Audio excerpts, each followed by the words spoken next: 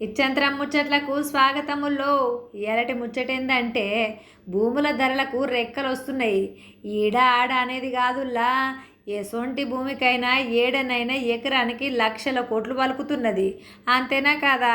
కానీ ఒక కాడ ఎకరానికి కోట్లు కాదు, లక్షలు కాదు, వేలు కాదు, 100 రూపాయలు అసలుకే కాదు, ఒట్టి 99 పైసలు మాత్రమే నటనుల్లా.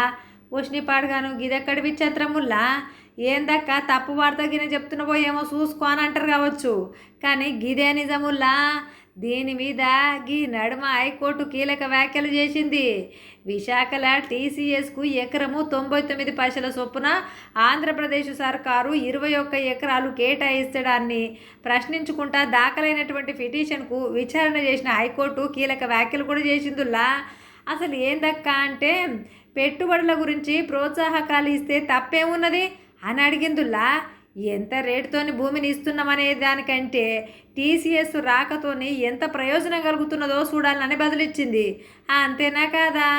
ఐటీ వచ్చినాక హైదరాబాదు, బెంగళూరు ఎట్లా ఉన్నాయో చూస్తున్నారు కదా అనుకుంటేనే కౌంటర్ దాఖలు చేయాలని ప్రభుత్వాన్ని ఆదేశించింది. ఇగో గిదన్నట్టు ముచ్చట. మరి మీకు ఎట్లా అనిపించింది? కామెంట్ రాయండి.